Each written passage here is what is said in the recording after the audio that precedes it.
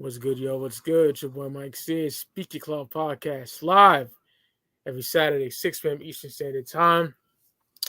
I'm your boy Mike C, like I said, and I'm here with my brother the ways in Northern Ireland, the homie Vodcrack in the building. Yo, what's up, everyone? Yep, covering an album that I've been wanting to cover. One of my favorite hip hop duos of all time within any region. I'm talking about the Memphis Tennessee legends by the way of Orange Mound.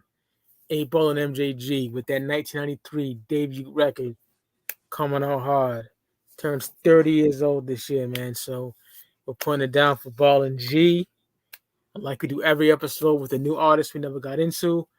We talk about discovering of the artist. So for me, it was 95. And this is when, shout out to my cousins Nisha and my cousin Jason. They're from Chattanooga, Tennessee. And they're my Auntie Gail's kids. And they would come down because Monty Gale lived in Massachusetts, but they were still in Tennessee. And they would come down for a summer or whatever. And it was some of my favorite times ever because they would put me on a shit that wasn't popping, and you wouldn't see the shit on MTV or nothing. Maybe at night or something, but BET you would see it. But they got me in a Ball and G like November-ish, 95. Space Age Pimpin'. Like that shit. New age. Oh, when I heard that shit, it just felt good. That's that driving around with that good air blowing through your hair type shit. And MJG, his verse is just amazing, you know. Satin sheets, heat from your feet, keep me warm. I love that song so much, and got into that. And then I graduated to Coming Out Hard on the Outside Looking In, which is just probably their grimiest record. And yeah, man, I think they're fucking legends. On Top of the World to me is that magnum opus.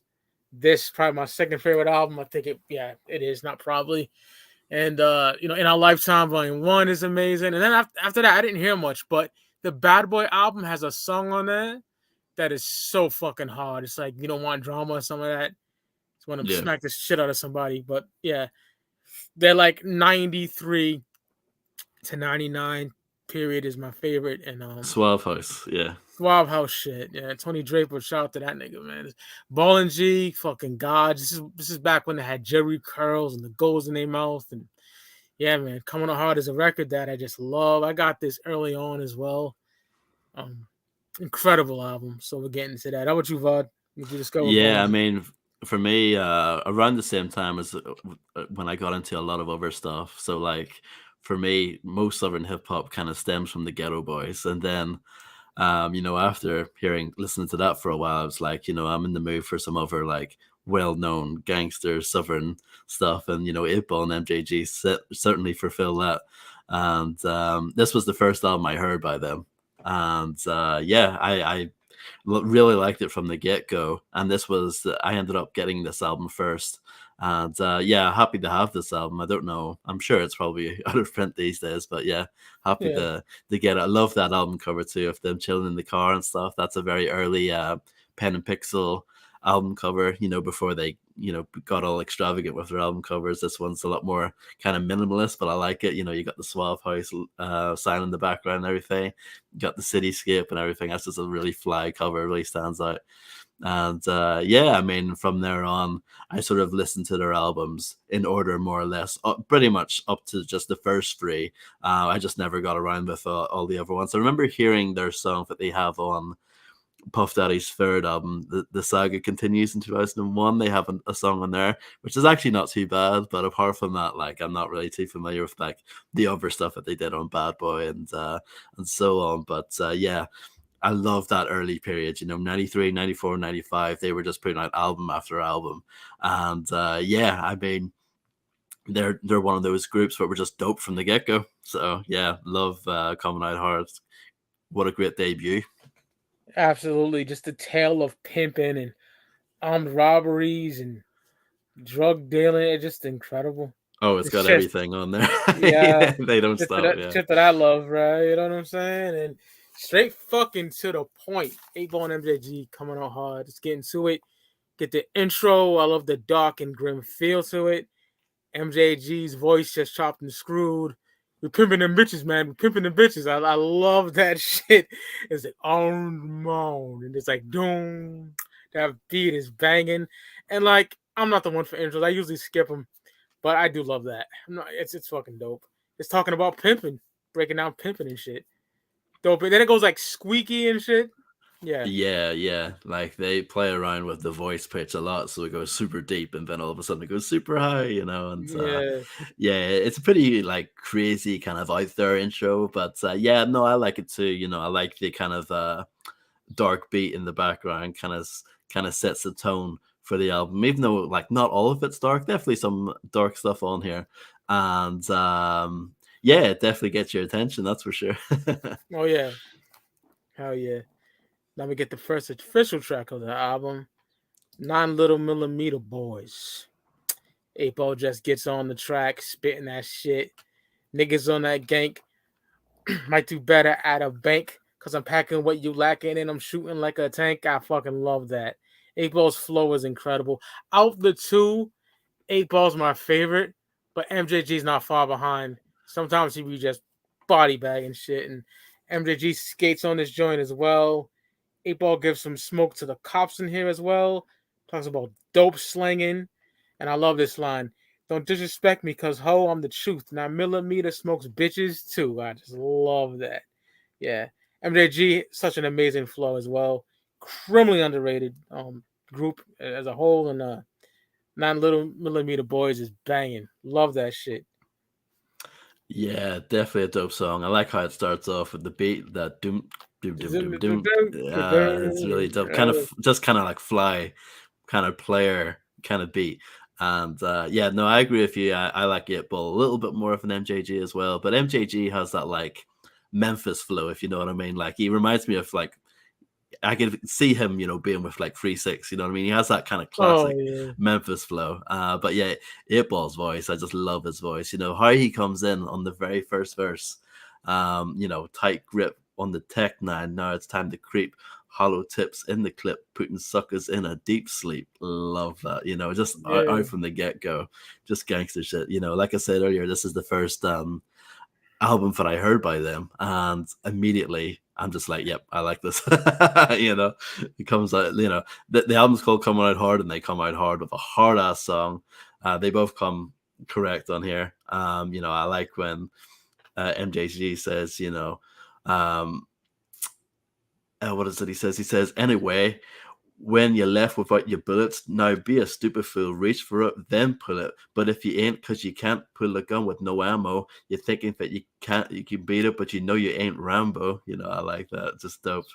And yeah, just like you said, this is just a hard song. You know what I mean? They mention, the hose on here. They mention about, selling crack on here. They mention, shooting people. You got all the kind of gangster elements on there. And yeah, it's a great, great kind of it's like song introduction after the intro at the start. Yeah, great way to kick off the album proper. Hell yeah, brother. That song is fucking banging.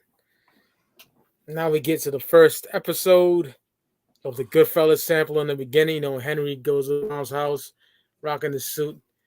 Looks like a gangster. I always love that shit. It's that ultimate pimp shit. MJG talks about his macking. He talks about his clients, whether it be a judge, a preacher, a governor, a mayor. They love his whole services. You know what I'm saying? And I love that fucking braggadocious shit from MJG. Then 8Ball floats on this track. I gotta be ruthless, smacking hosts toothless. The bitch on the track asks 8Ball, like, how is his fat ass gonna be rapping about pimping and fucking and shooting up niggas? And Ball replies by saying, I'm big as a motherfucker, but I don't look fast because I lump up quick and stick my dick in your ass. Like, oh, love that shit. Me being a fat nigga always had confidence, so I love Ball's confidence, And I love when MJG gets on that drug dealing shit towards the end. Just also talks, how he got the feds on his payroll as well. Just incredible. Love this song. Amazing. Yeah, definitely. It does a really good job of kind of picking up where the 9mm Boys kind of leaves off. Yeah, just again, like a lot of the same kind of subject matter, but they just do it so well. I love when 8Ball comes in on his second verse. He says, coming out smooth, limping like a pimpster. You know, I just love how he says that with his Yeah, accent and everything, just so dope. And yeah, like you said, I love how he you know, he mentions the fact that he's big, but he doesn't let that hold him back at all, and he sort of makes that like a you know, like kind of like his trademark. You know, I'm a big as a motherfucker. I don't look fast, but I'll jump up quick and stick my dick in your ass. You I know, love it. love that. Yeah, just so dope. And then you know, MJG, like you said, he's on that kind of like drug dealing shit. And when he says, you know, at the end of his first verse, when he says, you know, the governor is first on the bitch paying list, he busted not soon as the bitches touch his dick. You know, love that. Love that too. Yeah, just another really really dope song. I like the beat as well. Just kind of Yeah, it's a little bit eerie. Kind of definitely has like a slightly cinematic vibe, for sure. But again, I just love hearing their back and forth. You know what I mean? oh yeah, Yeah, just really dope chemistry all the way through. And you've got those little kind of skits throughout the song as well. You know, you got the guy saying, "Oh, you guys shouldn't be selling cocaine to the brothers. You know, that's what's killing us and making us look bad." And you know, the girls saying, you know, you know, dissing the ball about him being fat and all that. And you know, yeah, just that's a good way to break up the song too. And then they come back and kind of like their verses are like rebuttals. Basically, it's like, yeah, fuck you. yeah. Yeah, really dope song. Another strong track on the album for sure. First episode, dig it. Hell yeah, man. That's that shit right there. Love that. And now we get to, oh man, one of my ultimate favorite songs of the album, Armed Robbery. Sounds like a fucking like police TV show, that beat. Love that shit. Love it. An absolute amazing robbery storytelling track. MJG talks about casing out the bank and shaking the guard and popping the bank teller. He gets away in a stolen Jeep Cherokee and he gets on a boat to Jamaica. Then 8Ball tells a story where he's robbing a bank as well. You know, things get shaky. Mad cops show up. Ends up going to the airport. This boy Jay Smooth. He got a private jet. Got everything planned out. And he's just like, just waiting for him. Ends up getting away. Unfortunately for MJG, cameras at the bank ended up capturing what he did. Ends up jumping off the boat, swimming to land, stashed the money in a spot. Then 8Ball lands in Jamaica, ends up smoking some bud with the dreads, and then ends up getting away in the end in a mansion with some hoes and shit. Shit went away smooth for Ball, but I don't know. In real life, it's not gonna happen. You slinging them things, you're gonna get caught the fuck up, bro. Let's just keep it history proving that to everybody. You know what I'm saying? But it's rap and it's fucking entertaining, and I love this song. This is probably gonna be in the top 3. Armed Robbery, you know, getting shit set out, going to Jamaica with your caper and all that. Oh my god, this shit is brilliant. You know, I love Armed Robbery, bro. Top tier, high shit. Oh yeah, Fucking highly enjoy it. definitely. Yeah, it's funny. You know, we've reviewed quite a few heist songs this year. You know, Yeah, some we had spice the one shit. in yeah, Spice. You know, with Don't Ring the Alarm, and we had was it Fast Money by Big Pun as well. Oh, Fast Money's So so good. yeah, so here's another one. Yeah, Armed Robbery is really dope. Yeah, I really like the beat. It's like Mission Impossible is what they're sampling for that. Yeah, that's what I meant. Yeah, Yeah, yeah. Obviously the movie series wouldn't have been out yet, but they had the TV series back then, and yeah, really it's cool. It kind of sets the kind of vibe of the song really well, and yeah, this is just really good storytelling from both guys. You know, from the get go, MJG kind of captures your imagination, you know, by saying, you know, now I was clicking out my barrel just to see if it was loaded, checking out its bullets to make sure I won't explode this. You know, from the get go, you're like, you know, something's about to go down. And yeah, I mean, like you said, they do a really good job of sort of describing the scene. I love how you hear about the getaway, though, especially like obviously it's dope, you know, hearing about the heist, but I love, you know, hearing, you know, 8Ball saying, you know, flying through the air on my way to Jamaica, you know, that kind of stuff. And yeah, no, it's a cool song. Like you said, you know, obviously, that's not likely to actually happen. But it's kind of like a movie or like a video game like GTA or something. You know what I mean? That's Yeah, kind of how I take it.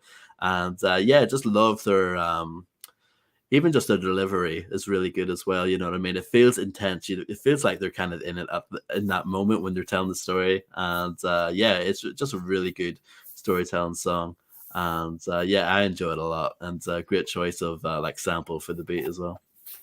absolutely. Love that shit. Then we get another favorite of mine, Pimps. April sets it off talking about how pimping seems to be misunderstood. You know, he gets in his braggadocious pimp bag, talks about, his clean Jerry curl and his gold teeth, how the bitches love it. Also, like, so smooth on here as well. MJG gives his breakdown on pimping. Absolutely love this song. April comes back and he gives, you know, how he controls the hoes and lets them know how much money they make and shit like that. The MJG gives more knowledge towards the end as well. The beat is incredible. Like breaking down the pimping game is dope as fuck. Top tier track for me, pimping. Love this song. Yeah, no, this is a really dope song. Yeah, definitely a highlight on the album for me as well. Love the overall kind of darkness to this song. Yeah. Maybe not so much during the verses. The verses are very smooth. They use that TKO sample. I know, like Ahmad's back in the day, like the video version, but everyone knows that uses the same sample and stuff like that. But yeah, like the verses are very smooth instrumentally, but when they break into the chorus, and you have that amazing sample, I just can't seem to get my feet on the ground. I love that. It's so good. And just the beat in the background is kind of dark. It's kind of eerie. Yeah, I like that a lot. And the song itself is a very brutal depiction of what pimping's like, Oh It's yeah. not at all like they don't glamorize it at all. Like it's pretty like it's a pretty dark song, really. Like especially when 8Ball he says, a real one believes in beating them hoes down. Push their head in the wall till you hear that cracking sound. Drowned Yeah. in the tub, Rubber rubber dub dub dub. dub. Like it's brutal. It's a pretty brutal song, but I appreciate that because that's like when we think of pimping, it's often glamorized. It's like a cool thing. You got your cup and you got your car and all that stuff. It's like, no, it's actually like a really pretty brutal lifestyle. And yeah, no, it's a really good track. And yeah, like I said, I love the overall kind of dark feel to it as well. And MJG, he does this thing on there as well. It's like I said, it's a pretty brutal depiction of that pimp lifestyle. It feels very genuine coming from them. It seems like they really know what they're talking about. Hell yeah. That's probably what pimps in real life, bro. Yeah, I believe it. Yeah. No slacking in there, macking. Real G Absolutely. shit, bro.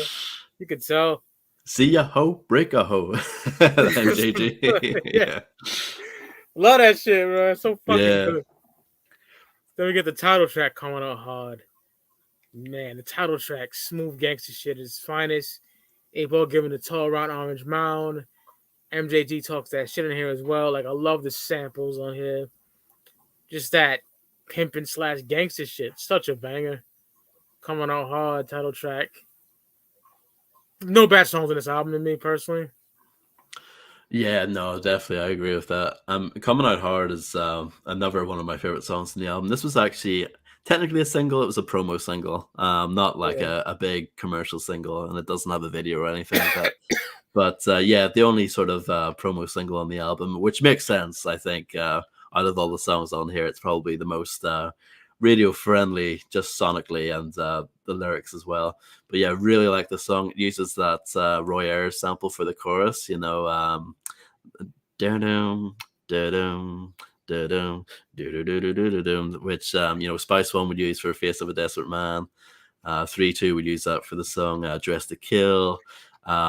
Lil Half Day would use that for That's What You Get. So yeah, pretty popular sample around that time. But yeah, really dope.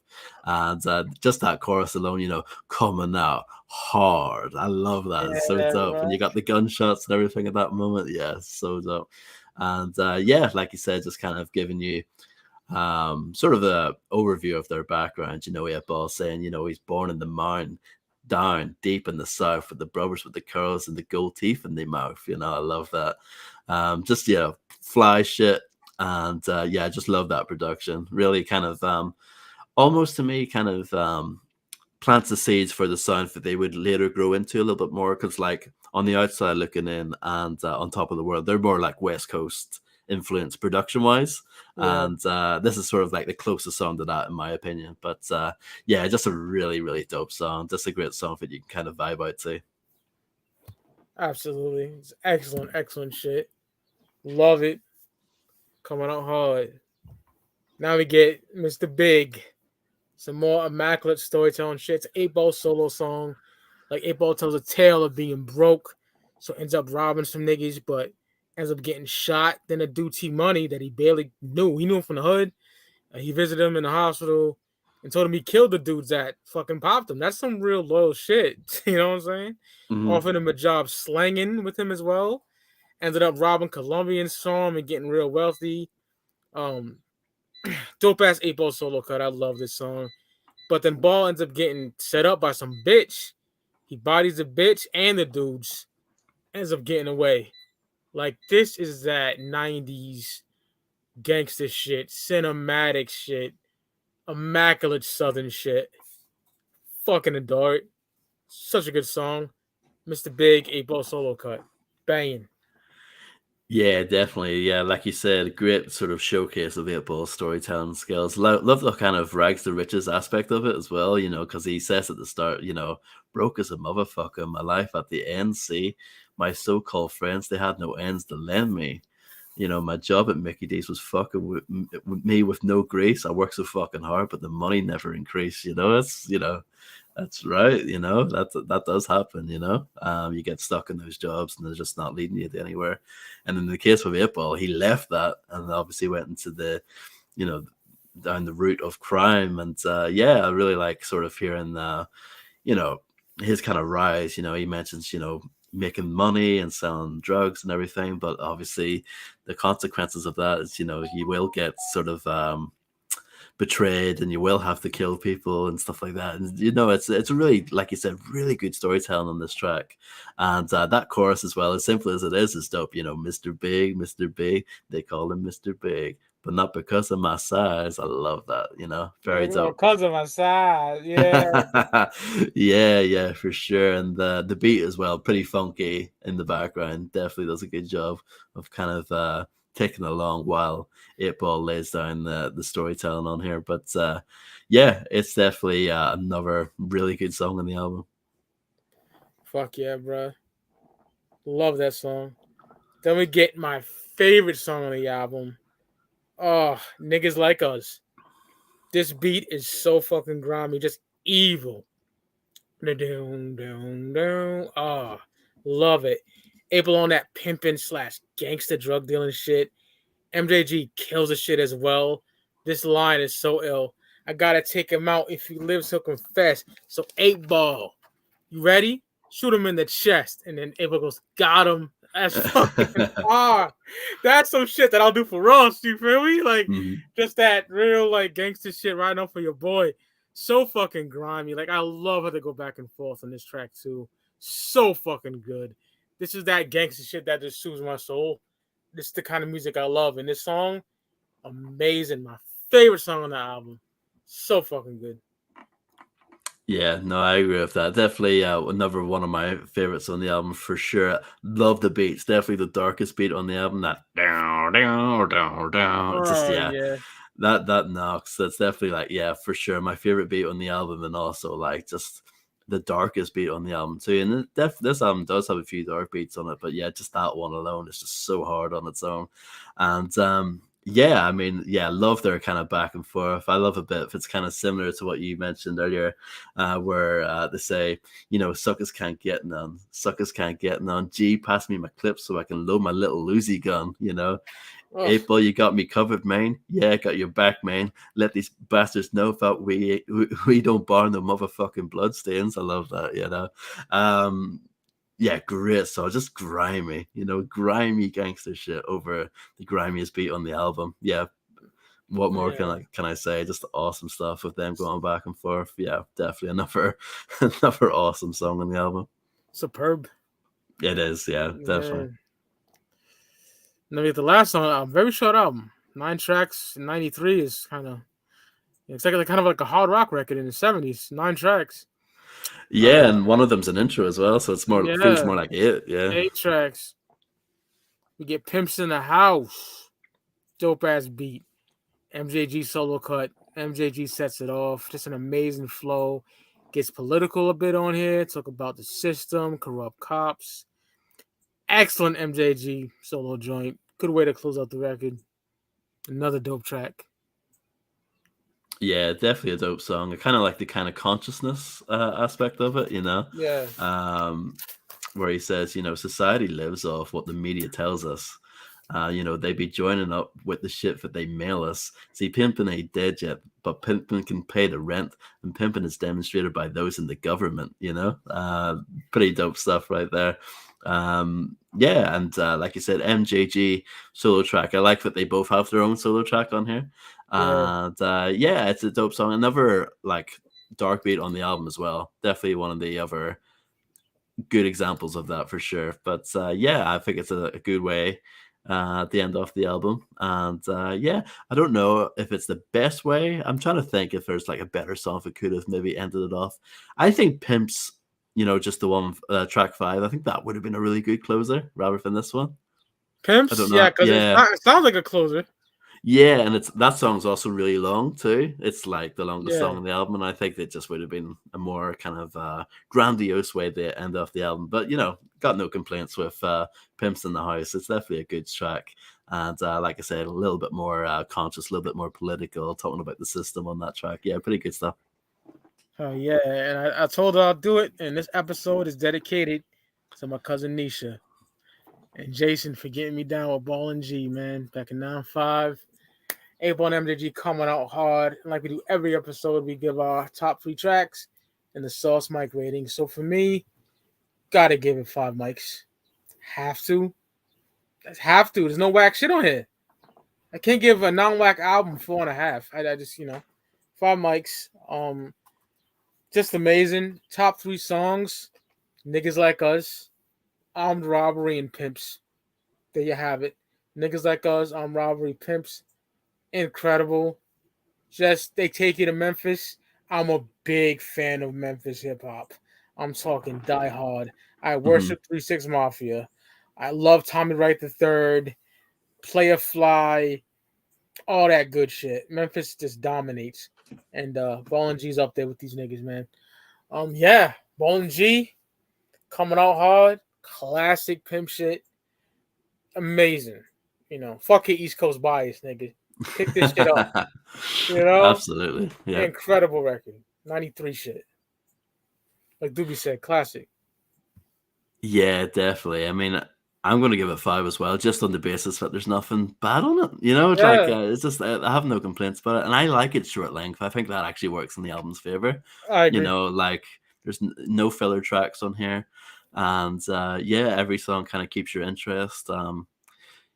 The production is dope. It's maybe not like amazing, you know what I mean? It's maybe not on the level of like, I don't know, like a Doggy Style or something, obviously, but that's like super, it's super high up there, you know what I mean? But the production on here is still hella dope.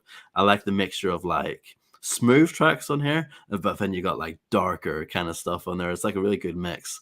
And Eightball and MJG are just great MCs as well. They both have their own style that's very distinct from one another, but at the same time they complement each other really well as well. They're just both really they're really good at kicking that pimp shit, that gangster shit. And yeah, the album overall just flows really well from track to track. And yeah, it's one of those ones you can listen to straight through really easily because of its short length, and it's really fun to re-listen to it again. And yeah, I just think it's a really fantastic debut album. I mean, it's just really, really dope. So yeah, I mean, my top 3 tracks pretty similar to yours. I'm going to go with Pimps, Armed Robbery, and I'm going to go with the title track, Coming Out Hard. I just love that. But yeah, you can't go wrong with any of the tracks on this album. That 9 Little Millimeter Boys to kick things off. That Mr. Big, the Eightball solo track, that's amazing too. You can't really go wrong with any of the tracks on this album for sure.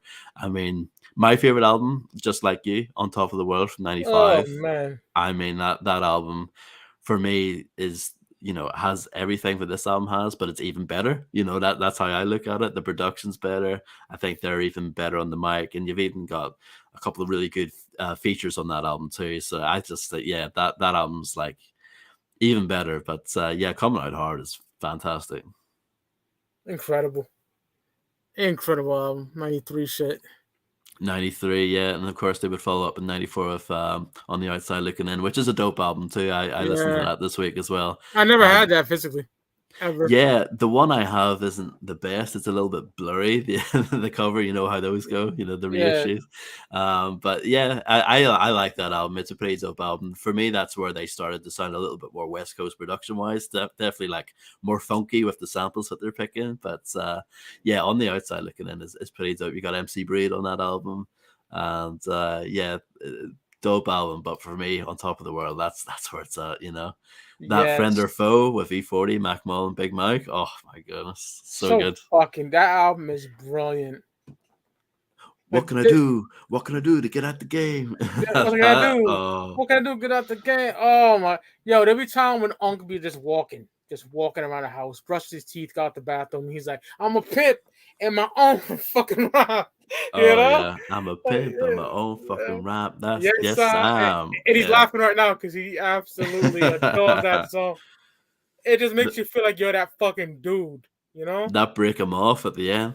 Break him off, break him up. Oh, bang it. We need to review that. I know we already turned 25, whatever, but we need to review that soon, just because for the hell of it, Oh yeah, for sure. I'll talk to you about something off air, but maybe we can fit it in the shit. You never know. Yeah, for sure. I'll talk to you about that. But yeah, man, it's gonna be a short episode because only 2 niggas are here. Well, 6 now, now 3. But yeah, you know what I mean? Like, it fluctuates. Oh, here's Melissa. Hey, baby. How you doing, girlie? How's it going? Yeah, y'all still the best hip hop. Oh, damn, dude, that means a lot to me because other niggas sleep, but it is what it is. So, goodie. I appreciate it. Yeah, Doobie's a real one. That's my guy. Absolutely. Ballin' G, Memphis, Tennessee shit, Orange Mountain shit. Incredible. But yeah, man, next week we go to Left Rack. We go to Queens. 1998. Noriega. N-O-R-E. Niggas on the Run, which is a very, very sentimental album to me. My boy Ray, he adored that record. So it's going to be, and I love the album too, so I can't wait. What? Super Thug, nigga. He got Banned from TV. He got Mathematics. He got Body in the Trunk without crashing it. Yeah. So hey, with Nature.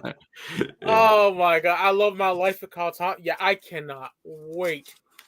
You got N.O.R.E., the title track, which I remember the video for that. N.O.R.E., Nori, stand for niggas on the run in. Oh my god, you heard the passion in the Warport review, y'all.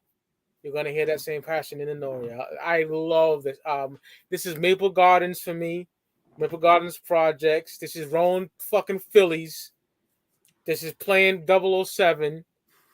WCW Underworld Revenge. Resident Evil 2. This that skipping school. This that bad shit. This is a good time. This is visiting Uncle all the time. And oh man, this is a good memories. So I am dumb excited for Nori. He get no flowers either. So you're gonna make some noodles. Greed. Pure greed. I was watching a movie. What the fuck? Maybe a show. I can't remember what it was this week, God. And the guy was writing like it was a school. It was school. It was Power. And when Tariq was in school, the lady teacher put on the board, there's one word that's powerful, and she put greed. And I just thought of you, and I died laughing. Yeah. Yeah, we need Cube to get back in the studio and do like greed, like for the new year or something, the blonde baby, hella greedy. Greed, yeah, straight up. So yeah, man, I can't wait for next week. I'm stupid excited, man. So Yeah, Noriega and ORE. I cannot wait. So yeah, and that'll be the last one this month, and then I'll make the announcement right now because I'm gonna make it in a couple of days on IG anyway. The month of April. Cannot wait. Me and Vod are gonna do some overtime for this one because this particular record label just loves long albums. Oh yeah. You know what I'm saying? And a lot of people hit me up on YouTube and they say, when you're gonna do more of this and that, or you're gonna be happy, and I better see on the fucking chat that you'll be bugging me about this shit. And I'm a diehard fan to begin with anyway. And I'm stalling a little bit because I like to pull up the graphic and just tell y'all right now. Hold on, let's give me some. I think I got it right now. The graphic is getting pulled up soon, and I'm proud to announce this shit. Because I'm just trying to kill time as well, because it's a short episode. So, because it's a 9-song album, so bear with me, people. Bear with me. So April, it's all month. It'd be every week, every Saturday. We'll be reviewing an album from the great No Limit Records. The whole year of 1998. We got 5 albums. I love that. I killed this shit. I killed this shit. Oh yeah, I love it. So C Murder, Life or Death, which just turned 25 years old on Friday. And we got Fiend, His One Every Family. We got Max Shell Shocked. Snoop Dogg, the first non-Death Row Records album in his career. The game is to be sold, not to be told. Then we got Ghetto Commission, Wise Guys. Pick the wild card. Pick the underrated album. So every Saturday of April, you get a No Limit album review. So to those that love No Limit, be prepared. He's going to kill it. So, and all 98 albums too. All turned 25 this year. So yeah, that's April. Had to let y'all niggas know that. Yeah, well, I mean, we had to do it this year because 98 is like their year. Yeah, definitely that year. And it's not many whack albums in 98 for No Limit, in my personal opinion, other than like Fully Blooded or whatever that nigga name is. Full Blooded, yeah. Yeah, not like that shit. It's funny, Rick like reviewed it, like, I mean, not reviewed it, but recently visited it, and he put it on IG. He's like, yeah, it's still trash.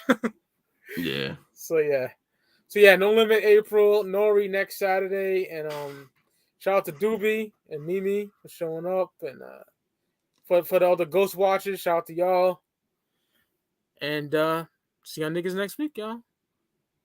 Have a good one.